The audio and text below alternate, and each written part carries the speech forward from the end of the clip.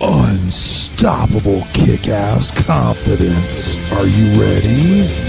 Welcome to the Raw and Unscripted show with Christopher Rausch, where we help you overcome your self-created crap without the self-help fluffy bullshit.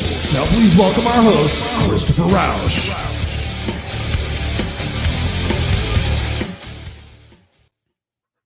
Hey, what's going on, everybody? Welcome back to another episode of Raw and Unscripted with yours truly, Christopher Rausch, the place where I help you overcome your self-created crap without the self-help fluffy bullshit.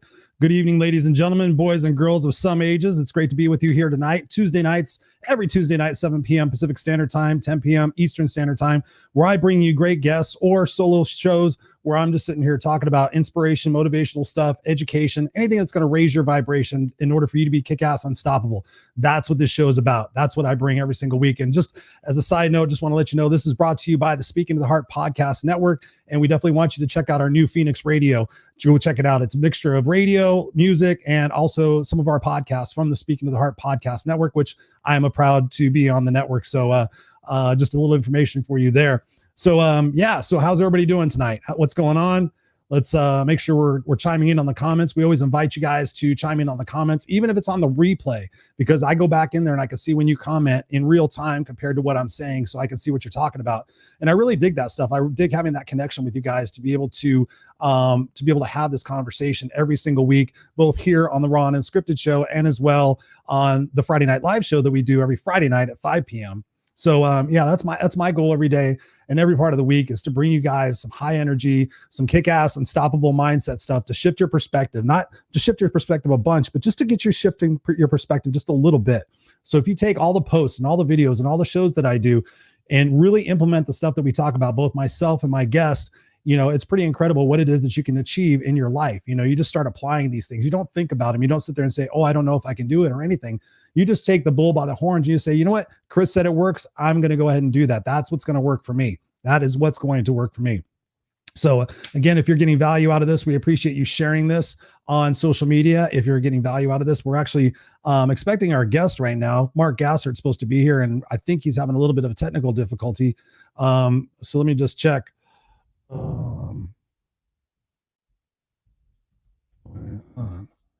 Technical difficulties. This is this is live. So, this is a good analogy for what happens in life. Sometimes we have expectations for what's going to happen in life.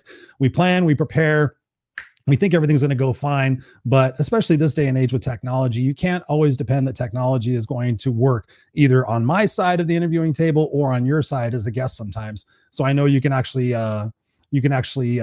understand that. We have Speaking to the Heart in the house right now talking about this. We're broadcasting live on the Speaking to the Heart podcast network page. We're super proud of that. We're super excited. But again, when life doesn't go to your expectations, what do you do? What do you do? Do you sit there and say, okay, what's the plan to overcome this? Or do you retreat in your short-term gratifications? Do you get stuck? Do you go back and say, oh, well, see, I knew it wasn't going to work? Expectations are absolutely massive, so if I had an expectation that I was going to come on this show tonight and everything was going to be perfect, then I'm setting myself up for potential disappointment, and also not to be prepared that if something doesn't work. So as a broadcaster, I always keep an arsenal in my brain, in my head, like, okay, if something happens to the client, they don't get to their home in time, or they don't get to their computer in time, or there's an internet issue, or the power's out, or their microphone doesn't work, I know that I'm prepared to handle what happens next, and that's what we have to do in our lives, especially this time in our life. During the taping of this, if you're watching this 2 years later, we're still going through the COVID-19 situation. It is September. It's actually September 22nd, 2020. So it's 9/22/20. I don't know why that makes a big difference, but it's just crazy. So in your life, what expectations do you have? What expectations do you have for achieving maximum success? What expectations do you have for holding yourself accountable? And recently I've really learned with my coaching clients, and as well as myself, is when you keep a promise to yourself, when you make a promise to yourself and then you keep it, it's really incredible what it is that can happen to the trajectory of your success and your happiness, and also your confidence. When we think about that, if you made a promise to your mom, or you made a promise to your dad, or you made a promise to your son or your daughter or your best friend, wouldn't you keep it? Let me ask you that again. If you made a promise to somebody you care about and you love and you absolutely adore, wouldn't you keep your promise? Yes or no? Yes. Not unless you're an asshole, then you might not. But anyways, I know that good people watch this show and I really appreciate that. So again, why would you keep your promises to everybody else, but not keep your promise to yourself? You know, we often discard our own feelings. We often discard our own worth and our own value in place of everybody else because we think everybody else is more important. Our expectation is, oh, if I take care of these people, they're going to take care of me and they're going to give me love and they're going to give me significance. That's a distorted expectation that can really screw you up in life. So, you know, just speaking of expectations, my take on that, I was just actually coaching some people on it recently. My take on that is always communicate what your expectations are. Make sure the person that is receiving the information understands that. That is so massively important. It's one thing to say, well, I expected my company to do this, and I expected my boss to do this, and I expected my husband to do this, all these expectations. But did you communicate to the person to say, hey, listen, this is what I expect. I expect this. Let me give you a list. What's up, Scott? What's up, Shane? You know, what is your expectation? And did you communicate it? Because if you didn't communicate it and you're upset about it, then who's at fault? Who you got to go look in the accountability mirror and go, oh, hey, I never told that person that, hey, when I'm really upset, this is what I want. You know, we go into automatic responses when somebody's upset and we think we want to help and fix it, but maybe that person just wants you to listen. You know, my wife is like that. I go into fix it mode. What can I do? And she's like, I just want you to listen. I'm like, okay, cool. Now that you communicated that expectation to me, now I can be a receiver of that. And most times not go into fix it mode. But anyways, we have our guest in the backstage areas in the green room. He's drinking vodka and eating brown M&Ms. We cut the corners off. You should see this guy's rider. He said, okay, I'm going to be on the Kickass show. He goes, but I have this rider. I need Stoli's vodka and I need M&Ms cut off in each square. So I want square M&Ms. I want them to all be brown and I want them to be dipped in hot fudge and honey. Ladies and gentlemen, please welcome to the Raw&Unscripted show, Mr. Mark Kickass Gassert. What's going on, Mark? Good to see you. Hey, what's up, Chris? Sorry about all the technical difficulty I was having here. Must be Peachtree Corners, Georgia. Wasn't real peachy tonight, but just came back from the ball field and all that. But other than that, I'm very grateful to be on your show. Heard a lot about you. You and I have communicated, and I'm really looking forward to this. This is going to be a lot of fun. Awesome, Mark. Well, I appreciate you being here, and I appreciate actually all your endeavors with coaching softball, right?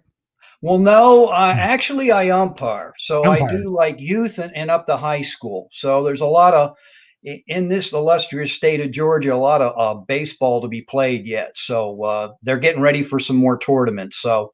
Okay, well, good. Yep. Well, thank you for being an umpire to the youth, because anybody who's involved with the youth and making sure that they're strong and they're working well into becoming adulthood, I really appreciate it. And I know that you're very passionate. I know you have two sons yourself, right? Yes, sir. I do. One's 19 and one's 23. One graduated. He's going to be working for one of the big three. He's going to be a certified public accountant, you know. And he's gone through his training.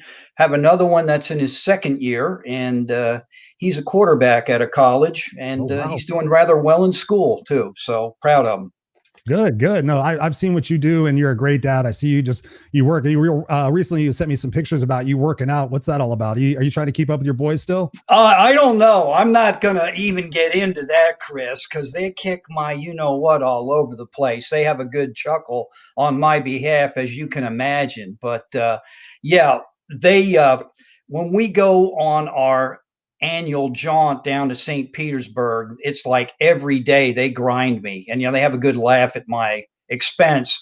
But I do things and try and stay as good condition as I can at my age. Hey, I'm glad to be here because some of my friends are not here, Chris. They're not walking on the face of the earth. You were great for 92. I can't even get over it. Oh hell, I don't know what to tell you, man. No, you're not that much older than me, I don't think, right? I'm 51. No. Oh hell no. Like you can probably relate to stuff that happened in the 70s, right? You were there with me, right? I was a kid, yeah. I was born in 69. Okay, cool. No, that's cool. That's cool. Very cool. No, I remember. I love the 70s. I love the 70s music. I love the 70s vibe. Right. I wish I could have got into some of that free sex and love and smoking. Oh boy, we're not going to go there, are we? Mark's message right here. It says Mark's message right there. You have a message. Good evening, Teresa. Good evening, Katie. Good evening, Shane and Scott. Thank you guys all for being here tonight. We appreciate it. We have our special guest here, Mark Gassert, with an E. My dumb ass has been screwing up people's last names so much lately. It's like the curse of the Patricia Gagich thing. Who did I just say her name right? Gagich? Scott, did I just say her name right? I've been working on it. But anyways, hey, so like I was saying in the intro, Mark, I was talking about the fact that during the taping of this, so we're going through COVID-19, and one of my questions that I've been asking my guests is a very interesting one and a very dynamic one. How have you and your family been doing through this? We're already literally 6 months, literally since March that this has been going on. How has this impacted you and your family, and what lessons have you learned so far during this time? Man, that is a powerful question. I think it's taught all of us here in the Gassert household how to adapt, improvise, and overcome. My wife has turned our downstairs into a learning lab. She's a teacher, so she teaches third and fourth graders, public school, and we've had to kind of learn to get out of each other's way during the day. You know, you're not used to that. You're around each other 24/7. So we take walks, we talk, we try not to scream at one another now and then, or she'll come in here and tell me to shut the door when I'm on the phone talking to a customer. And I forget sometimes that she's doing her thing. My sons, you know, as far as Teddy, he's at college right now. So like I said, they're waiting to find out. They're going to play probably 5 games. They're getting ready to get into their spring season, which will give him another year of eligibility. But when we took him up there, we followed him and helped him unload. They had to take his temperature and get tested and all that other fun stuff. And, you know, COVID, and there's things, do's and don'ts and all that other neat stuff. And a lot of courses online, virtual, that type of thing. So, so far, knock on wood, so good. As far as me, you know, I'm doing fine. I think COVID's real, Chris, but I think you can, you know, get a little crazy with it. I mean, I umpire games and they want you to wear a mask under a mask, but the players don't. And, you know, I often like step back and, you know, I was thinking about it on Sunday night, and I was like, you know, what's wrong with this picture? The players aren't wearing a mask, but yet me and my partner are. And I guess it's to make people feel better or make it look good, you know, even in the professional ranks, what they do. It's kind of amazing. And I don't know how you feel about COVID. Yes, I think it's real. But I think people take it to the nth degree. You know, they're a little overcautious. I mean, I see people the other day driving in a car with a mask on. I'm like, come on, it's just you. They were going to a bank, dude. Yeah. Okay. Is that what it is? Yeah. So, you know, and I, you know, I believe in taking care of yourself. Absolutely. Oh, yeah. But I think sometimes we elevate things and our imagination gets the better of us. You know what I'm saying? Absolutely. Absolutely. I totally understand what you're saying. That's been the interesting aspect of the dynamic over the last 6 months, is the difference of opinions and the difference of levels of trust in organizations that we used to actually trust and respect in a high regard of what was going on. But my point was more of, you know, has COVID made you stronger or weaker, or are you still the same going through it? Mentally? I think it's made me stronger as an individual. I mean, I'm thankful to be here. I guess it's the gratitude thing. I'm very grateful. I know some people that have contracted it. They're fine now. Some are within my family, thank goodness. But I'm just grateful that I haven't been exposed to it. And, you know, I've implemented safe practices. I wear a mask when I'm supposed to. I'm not an idiot about it, you know, anything like that. I'm not bulletproof 21 and bulletproof like I used to be. Yeah, there you go. Show those guns. And yeah, there they are, man. I'm working. And so I've been doing my push-ups and my barbells. I hear you. And you know, been doing that as well, but it's given me more time to reflect and look back at things and be very appreciative of what I do have now, and laugh now at some of the trials and tribulations I went through, because this is very serious. I mean, obviously, right? Oh, yeah. And, you know, I listen to my wife, who's educating third graders, and they're using, whether it's Zoom or Microsoft Teams, and listening to these little voices. It's really a challenge for my wife, Gina. She does a great job. She doesn't have the behavioral issues, but now you've got all the technologically minded issues, and making sure parents and students are on the same page. Oh yeah, that's got to be fun in and of itself. I don't envy that. But you kind of gave me a great segue, Mark, because I know your backstory, and I know that there was a period of time where you did go through some struggles and some down times. I'd like for you to talk about that and share with the listeners and the viewers what that story was about, because I find it amazing. I'm really intrigued. My wife was asking me, she goes, "What's your show about tonight?" And I said, "My show really." I said, "I have a couple of different aspects that I can go with it." I said, "But I'm going to go with the fact of." Sometimes we get to the middle of our journey and we have to reinvent ourselves, or something happens. Yes. For example, I know 2008, 2009, a lot of people were turned upside down and they had such situations that were going on.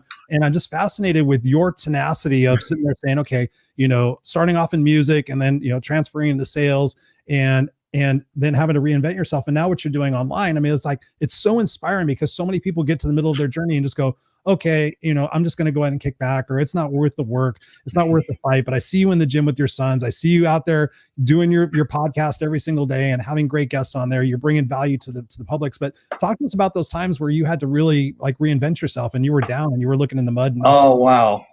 Should I go back to 2008, 2009 and just kind of segue into it? Is that Sure. what you want to hear? Yeah, Sure. absolutely. That was probably a low part of my life. I went from up here. I was in the trade show industry, and you name the city, I traveled to it, had an expense account, made a few pennies, and was doing rather well.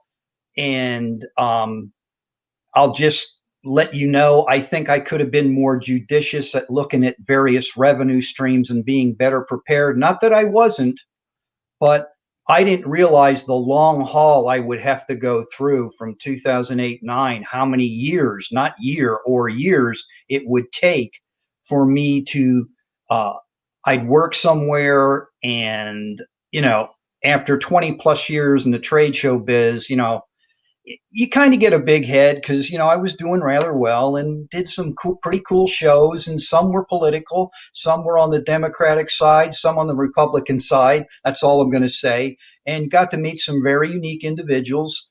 And then my world came crashing down, and it was like it was taken from me. And then you try to get back, and it no. And the man upstairs was trying to talk to me because I would maybe, hey, I'll go interview for this company, or maybe over here for the competition. And he just said, no, this is done. It's time to move on.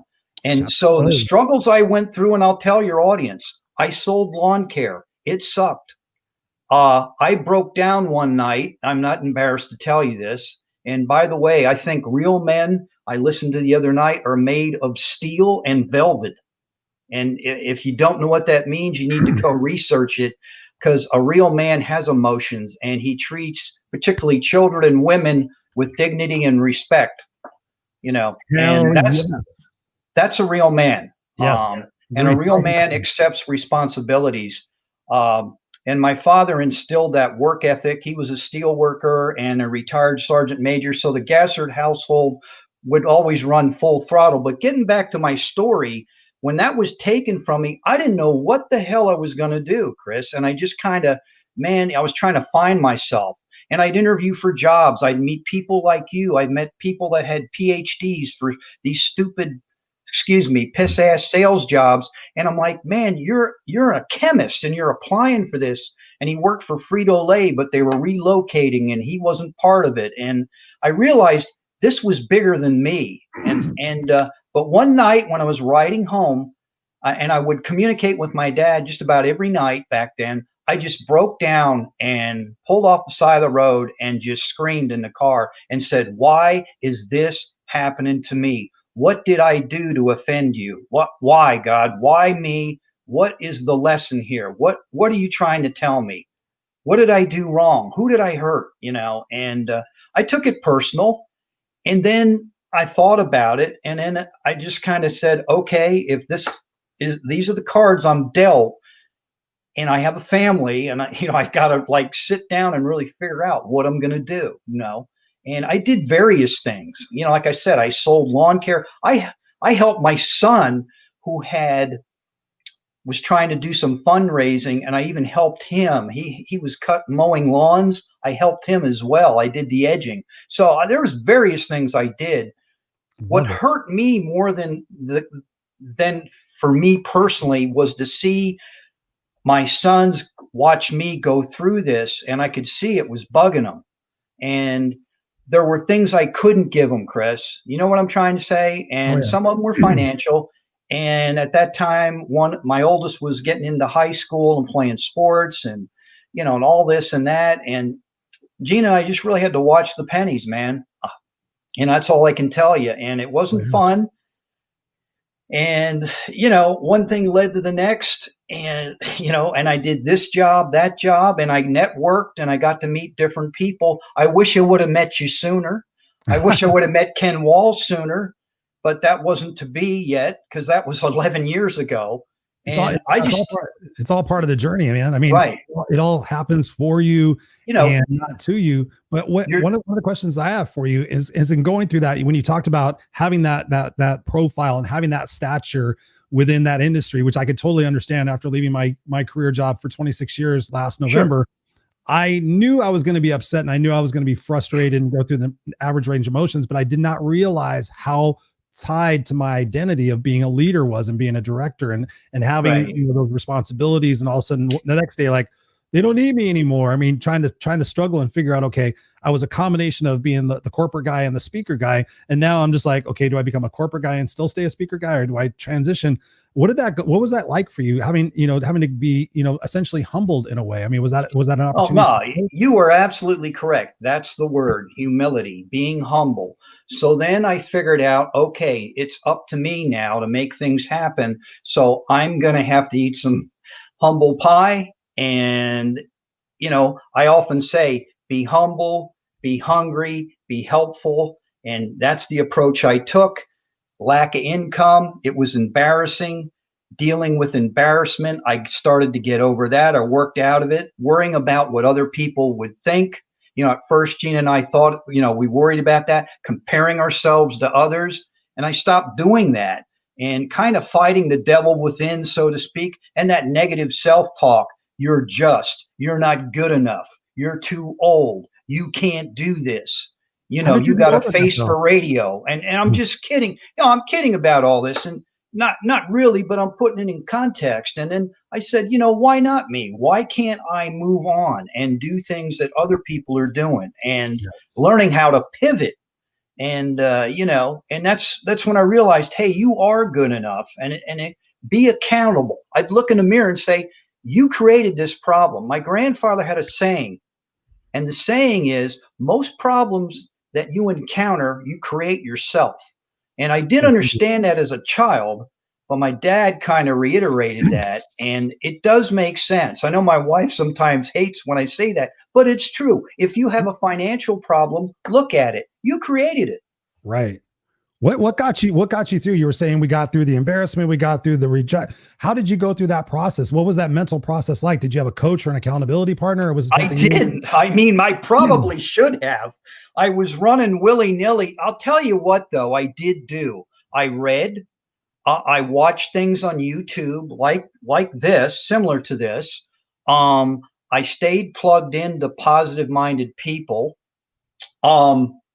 You'll laugh. I read like Think and Grow Rich, Napoleon Hill, a $295 book I had and put it on the back burner. See, all those tools that I had at one time, I felt like I didn't need, and how to become a better person and how to adapt, improvise, overcome on a daily basis. And, those are just words, but when you go through it, it's a different deal. And I have a lot of compassion for people now that struggle.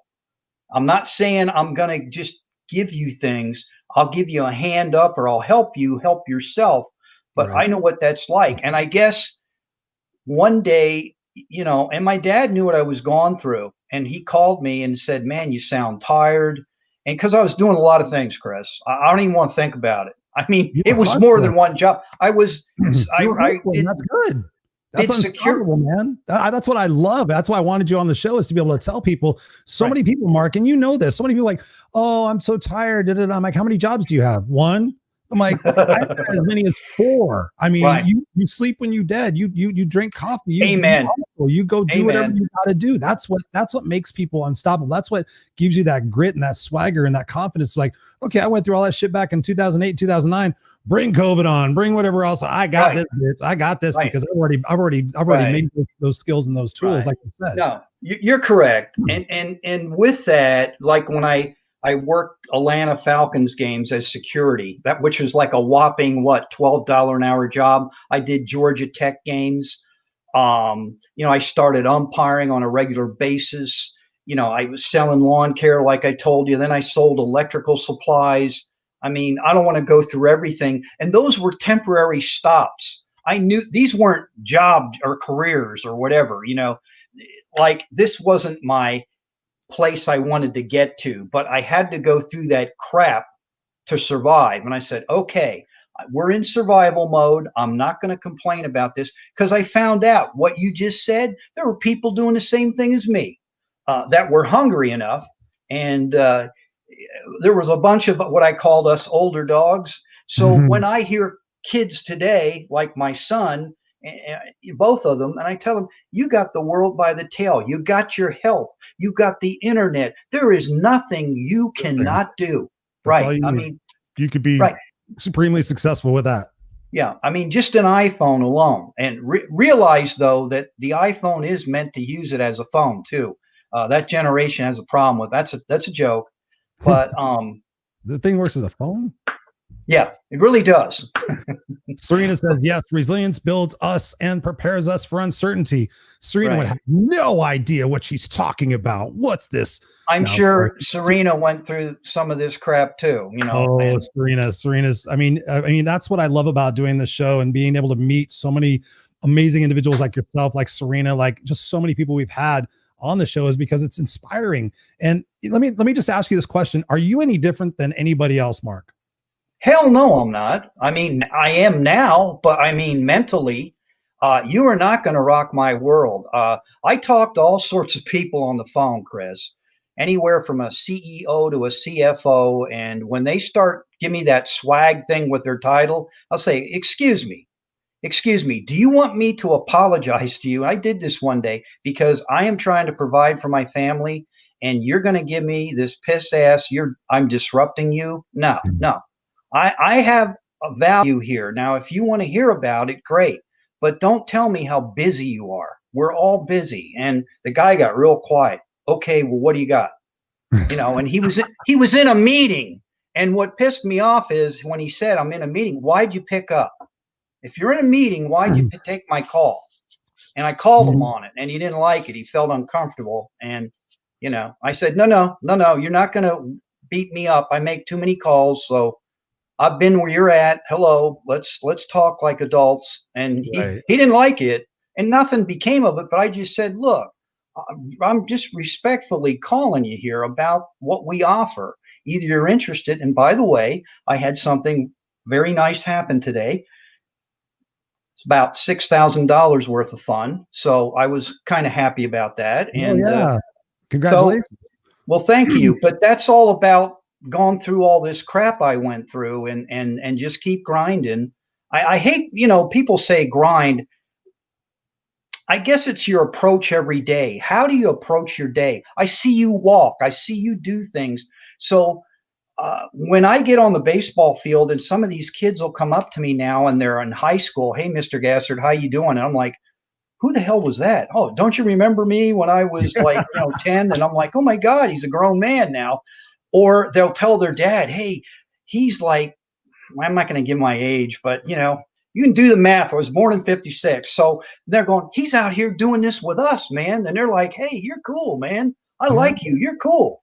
And they know my sons. The other night I did a high school game, and that team knew my younger son because I teased them. I said, hey, Teddy Gassert said you can hit better than that. And they said, oh my God, it's Mr. Gassert back there. I said, yeah, it's me. Ooh, the legend. No, not me. Yeah, but I have a feeling. Hey, I got a weird question for you that I didn't know I was going to ask you, and you could choose to ignore the question or not. But as an umpire, have you ever had any parents or anybody come up to you and go, hey, you want a little extra Franklin in your pocket for calling a different play? No, No, Good. not that. I've had more than one come up and want to kick my you know what. Well, you can And say everything on the show. You know me. yeah, well, kick my ass. That's what they said. And I Not that kiddingly, word. I know. I'm kidding. Well, you're a kick-ass guy, but I told the guy, and this guy was probably like about 6'2", big black dude. And I said, well, I'm parked right there, so it ought to be a fair fight because I'm about twice your age. And everybody just like howled. He just shook his head and said, look, man, I was just upset. He came up and talked to me later on. I said, I know that. But, That's gotta be a tough job. That's gotta be. I didn't even think about that. I mean, no, yes. parents getting like pissy at managers. You and your partner, trust me, always walk together on these tournaments to your vehicles together. Because I've had it happen more than once. I've had people threaten my partner. I had my partner pushed in a game, and we had to get the police to get the man escorted from the game. So, Ooh. yeah. Ooh, that's crazy. That's crazy. No, that's insane. But Yeah. but getting back to your question, I just learned that mental toughness, and then you're gonna laugh. I call him Warden Wayne. My dad was tough, but the quotes he always used to throw at us, like he taught me about accountability. Can't ain't an option. I mean, he always used to tell us that. And when you're young, you're like, well, what the hell's he talking about? Or stop telling me what you can't do and show me what you can do. Get off your ass and get cracking. And all those little sayings, or if I have to, I'm going to ride your ass like Zorro. I know everybody's probably laughing out there. Ride your ass like Zorro. Most people are going, who's Zorro? I know. And I digress. I'm sorry. I'm showing my age. But these are things that I went through growing up. And my dad was a stickler, man. He was a disciplinarian. And he came from a family of 9. My grandfather, at the age of 10, his childhood was raped because his father was killed in a mining accident. The only way they'd keep the house is Jacob, my grandfather, had to work in the mines as a breaker boy, which is picking slate out of coal. So imagine that. And you watch your dad being drug up on the porch, and they drop him there. And then later that day, they say, hey, if you want to keep this house, right over there is a breadwinner. We could use him in the mines. So we all come from somewhere. And, my dad, he's from that greatest generation, went through a depression, fought in 2 wars, one World War II, the other Korea.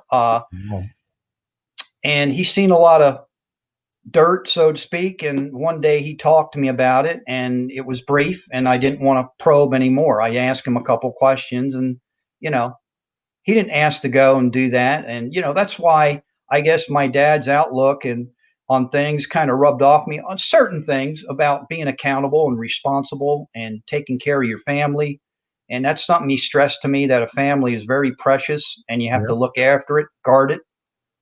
Because you do take it for granted, Chris. And I think you don't mean to. We're all guilty. Hey, I'll be the first one. I take my wife sometimes for granted. Sometimes I'll get her a cup of coffee when she's in the heat of the moment teaching, give her a kiss on the cheek, kiss her on the cheek, and she'll say, hey, thank you. And that seems so simple, but all those like little things. And I kind of learned that from my mom. My mom was such a grand lady. She was a Rosie the Riveter back in her day, but no one didn't like Betty. I mean, everybody loved Betty. Betty was cool. And, what can I say? That's kind of where I evolved from, all that craziness. Yeah, I mean, and so you went through that period in 2008, 2009, you and your wife, figuring things out. You're hustling and doing all these different positions. What was the breaking point to kind of get you out of that situation where you could look back and go, what was the point in your life where you look back and go, okay, wow, I'm really glad that happened because it made me so much stronger in these other areas? I think when I realized, that's a great question. After I went through it, and things started happening for me, like I had some pseudo real positions, so to speak. I was very appreciative. And the one position I had I really enjoyed, it was selling platforms, technology, in the construction industry. But unfortunately, their finances were so-so, and they had to let some people go. And when you're the last guy in, you're usually the first one out. But listening to people bitch every day about how many calls they had to make and just a bunch of things. And I would sit there and be mesmerized. Now, these are people half my age. I'm sorry if I'm offending anybody, but You're not I would offending listen anybody. to them, excuse me, piss and moan. And I would go, good Lord, do you know what the alternative is?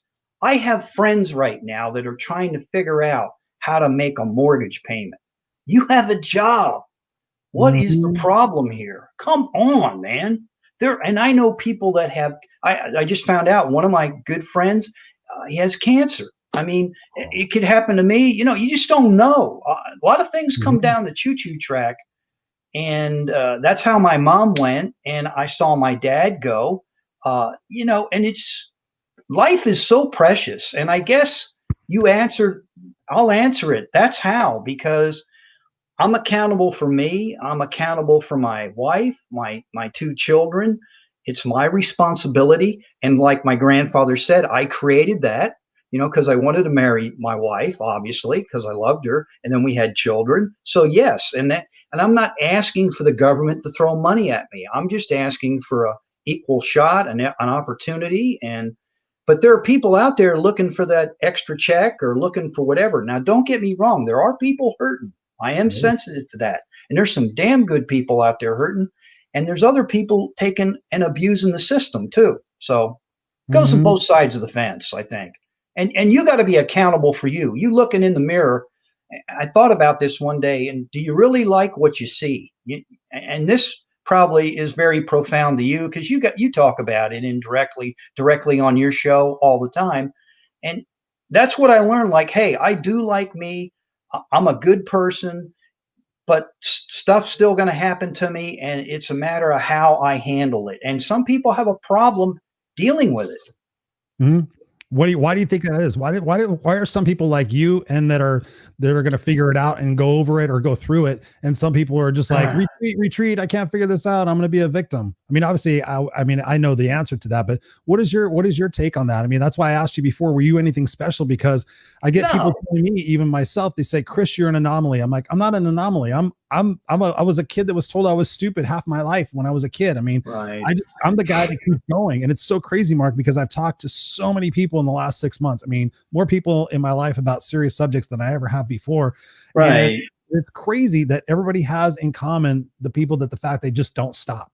They don't give up. They don't stop. They keep going. What is it I'm going to try to do next? I'm going to try this. I'm going to try this. I'm going to try this. I know so many people who've gone through 15 businesses, failed at every one, and did the 16th one and became massively successful. What is that difference? And I'll use my brother-in-law as an example. He told me one day that the difference between me and most people and my brother-in-law who passed, but he was one of those millionaire type guys. He said, I look at ways to create opportunity. And I guess with me, that's how I'm approaching this. Like when I first started doing this live thing, you know, like I'm like, what the hell is that? You know, who's Ken Walls? What is this? So I kind of checked it out, got And involved. walls. Yeah. And it's a good deal. I mean, I met a lot of unique people. I met you. I mean, through live streaming, and that's why I call people streamers that do it. It takes guts to get on here and do what you're doing right now. You're looking at a camera.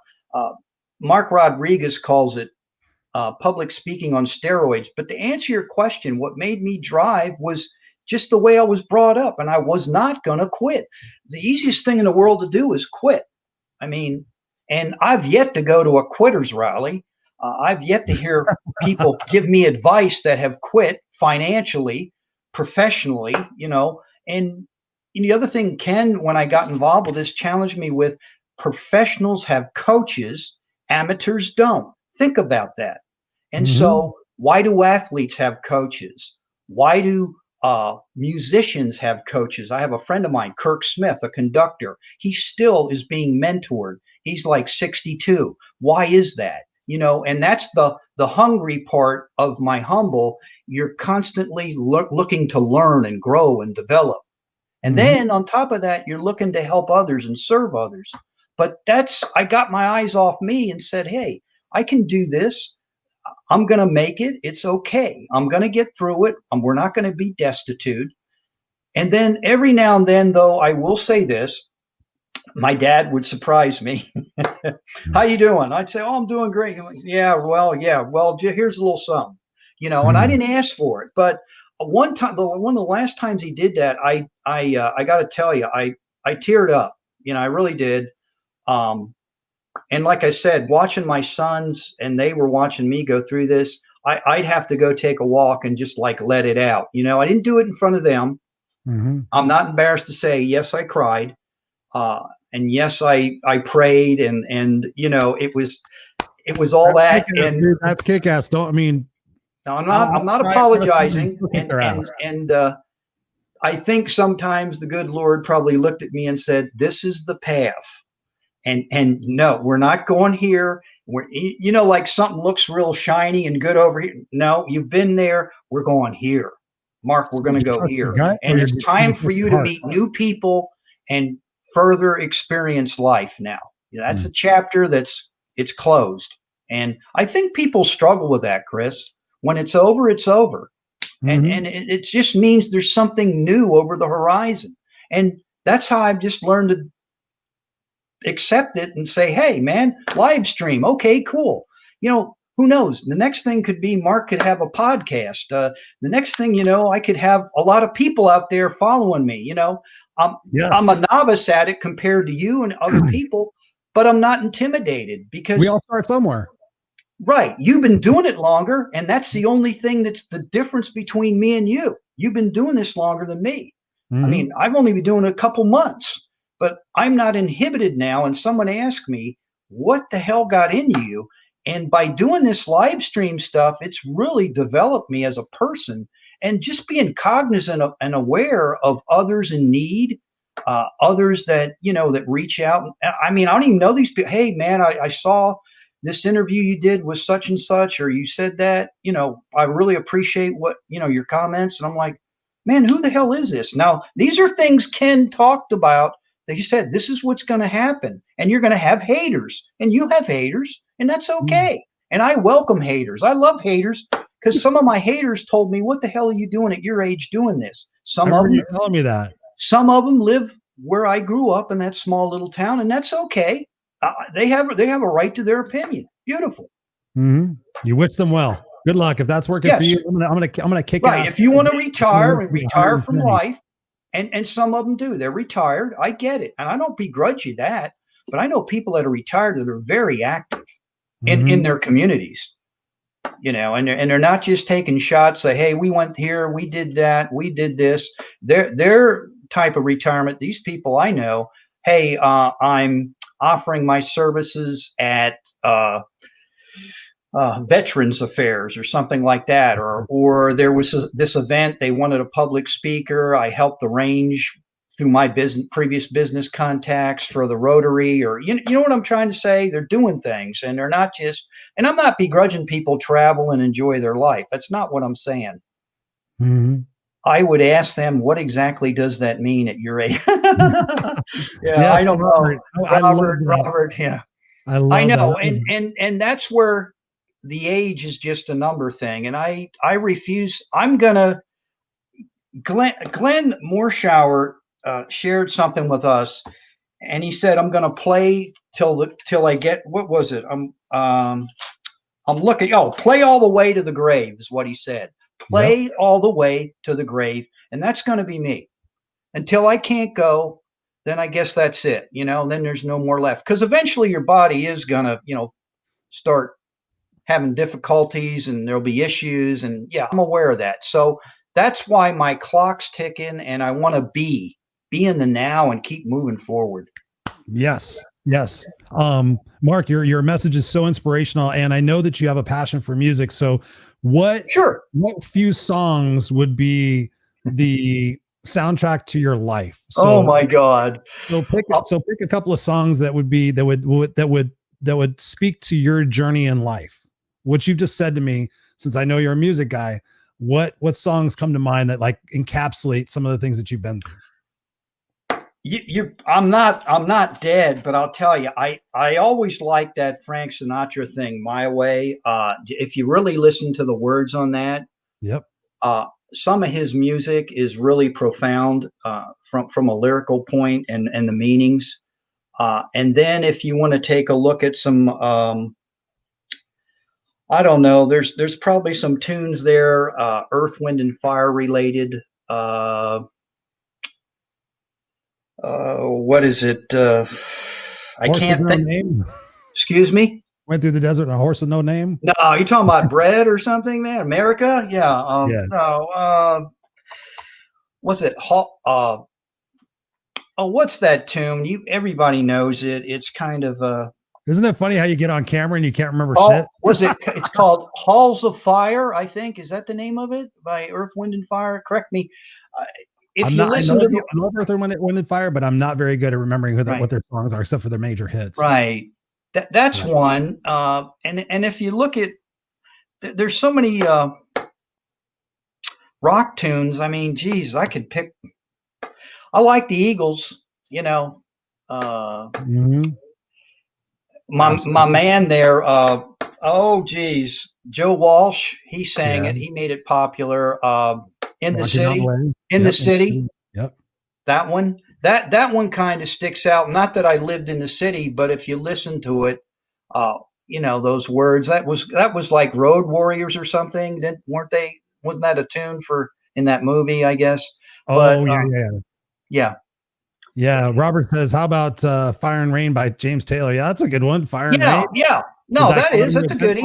Against the Wind. That's another one by Bob Seger. Yeah, if you keep throwing them, Teresa, it'll come to my brain. I'm having an aneurysm, When you get past 60. No, I've never had one of those on my show. No, Teresa says, Gloria Gaynor, I Will Survive. Yeah, that's good, cool. Yeah, let's see. What else? Boss Western Skies document, Netflix. I'm looking at some of these that are coming up. Yeah, that's cool. What's the Boss Western Skies document on Netflix? What's that? Is that a documentary or something?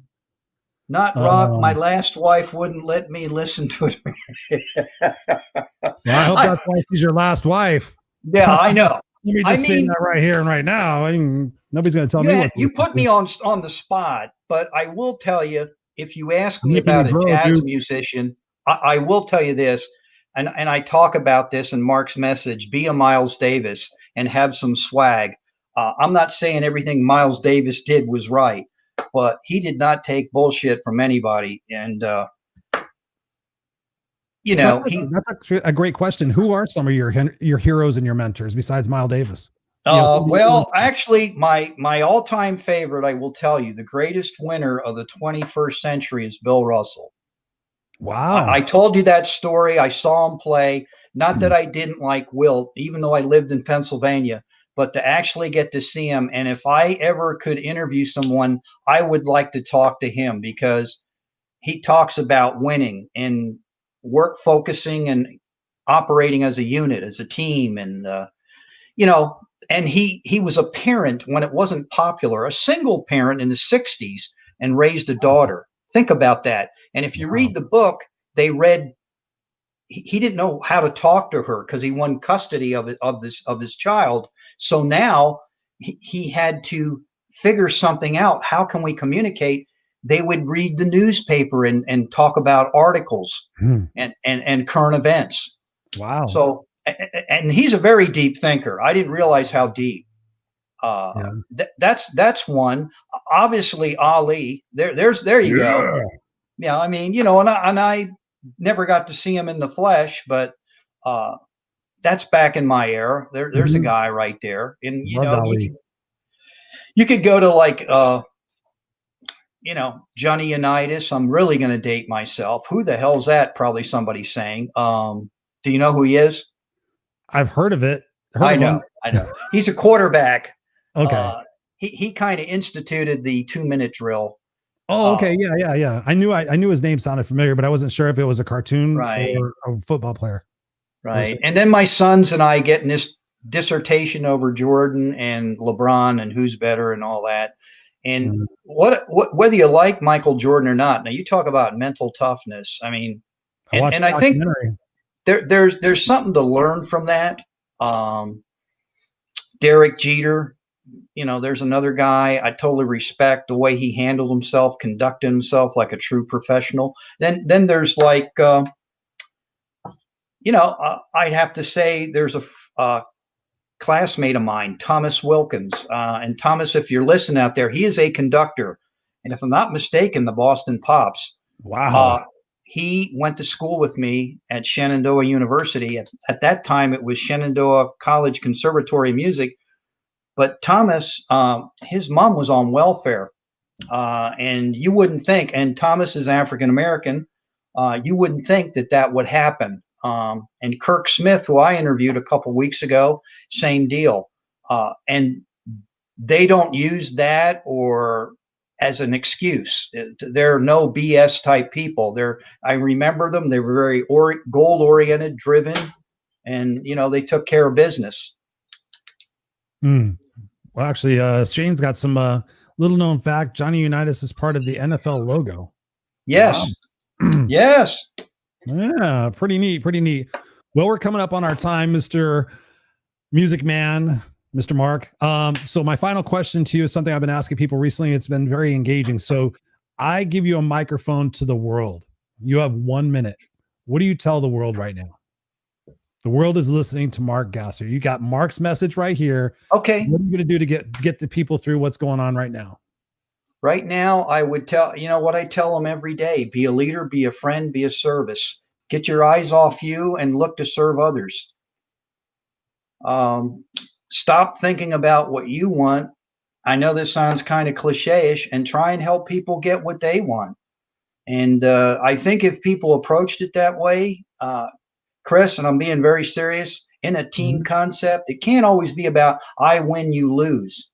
Or I have more toys than you do. I will say, though, you do owe it to yourself to be successful, because then you can do some things when you have those dollars and cents, and there's nothing wrong with that. And don't apologize for it. Because it just motivates me to, hey, if Chris did it, I can do it, that type of thing. And maybe I don't get a gajillion dollars, maybe I only get $1 million, but that's okay. Moving up that food chain, and it's all about that constant progression. Now, I mean, Darren Hardy, the editor for Success Magazine, he wrote a book called The Compound Principle, and for a while it was one of my highest recommended books. Right now, it's the Great Leap, or the Big Leap, whatever's behind me, the Big Leap. But yeah, the compound principle, because so many people get caught up in I want the big thing, and that big thing's going to take forever. But if you just sit there and do one, I call it needle mover. If you do one needle mover a day, you figure if you haven't been doing any needle movers at all, and you do one thing that moves the needle toward the progression of where it is that you're going, 365 needles is going to be paramountly greater than what it is going to be if you just sit there and bitch, piss, and moan, as it's using your words out of this. But I mean, that message to everybody is great. I mean, it goes along with your story. It goes along with your tenacity. It goes along with your grit. It goes along with the fact that you're like unstoppable. Like, okay, let's figure this out. I'm going to be humble. I'm going to be vulnerable. I'm going to be, humble. I think I said humble. To be able to bounce back from those situations and become stronger. And I thank you for sharing the story on the show, because that's inspired so many people. I could see them already commenting here in being able to the compound book principle. Yeah. Or the compound principle book. But, where can people get a hold of you and catch your daily podcast or your daily show? Well, what they can do is, if you're Facebookers, Mark's message, it's out there. You can just friend me on Facebook. I'm on Instagram, LinkedIn. You can get me at Sales Concepts. You can Google that, and you'll find me there. If you want to go to salesconcepts.com, you can connect with me that way. If you want to talk to me about sales training, but that's not why I'm here. Look at that. See, he's got it. Look at the man. Pro.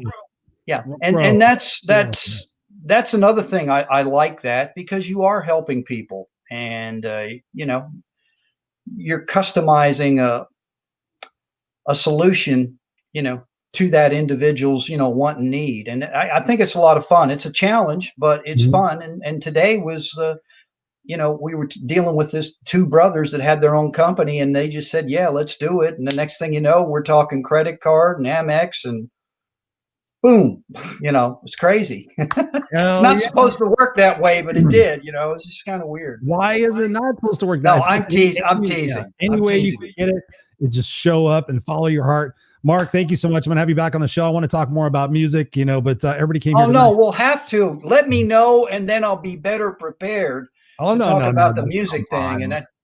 Come on. I'm a walking jukebox. I can talk about it anytime. You better go brush up your skills, buddy, because I'm going to call you out. All right.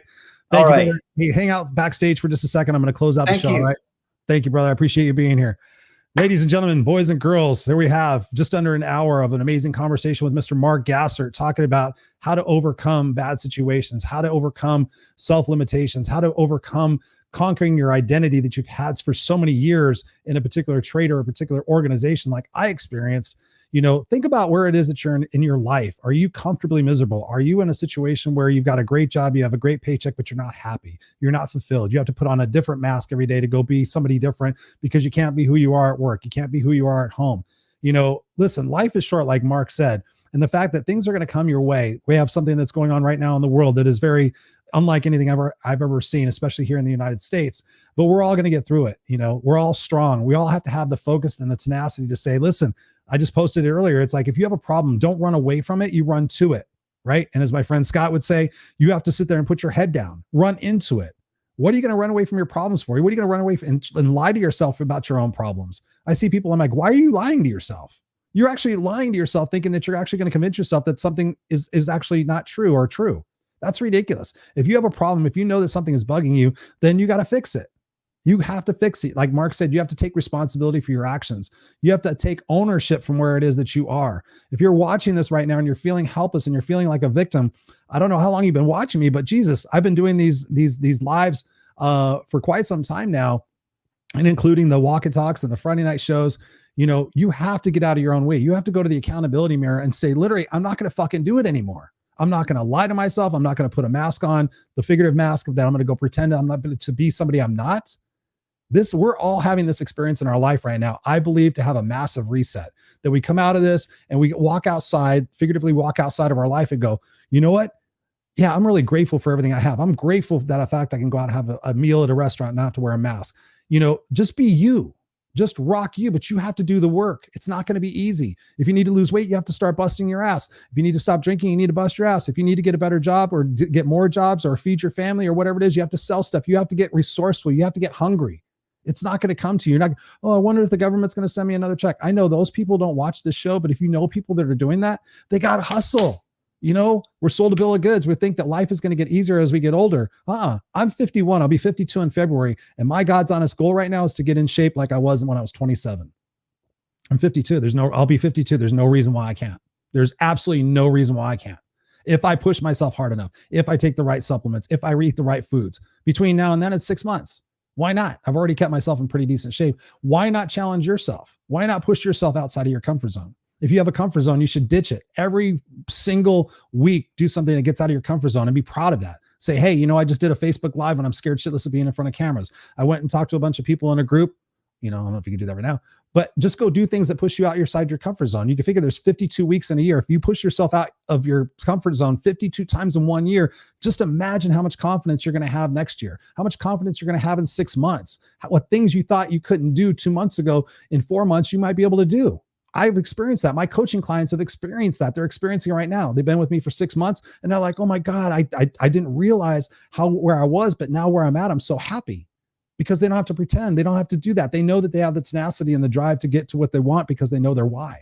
So figure out what your why is. Is your why to be here and complain and sit there and be angry about shit that doesn't go your way? I talked about it in the beginning about expectations. What are your expectations for yourself? What is your best? We can even get into that. What is your best? Anyways, thank you, Mark Gassert, for being a guest on tonight. Thank you guys all for showing up here. Rona, Gabriel, Robert, Shane, of course, the CEO of the Speaking to the Heart Podcast Network. And again, this is brought to you by the Speaking to the Heart Podcast Network. And also, please go check out Phoenix Radio. It's really super cool. It's a mixture of music and also some of our podcasts to keep you inspired and keep you educated in between that. So we're looking at a full service opportunity for you to keep raising your vibrations. Robert, thank you for being here. Teresa, again. Angel, so great to see you here. All you guys that are the Misfits for Life Club, the Kickass Unstoppable Club. I love you. Thank you so much. Hey, if you got somebody that should be on the show, let me know. Send me a private message here on Facebook, and I'll be happy to entertain them and have them on here on the show, because that's what I want to bring to you every single week, is that motivation, that energy, that drive, that opportunity for you to become better and greater than you were last week. All right.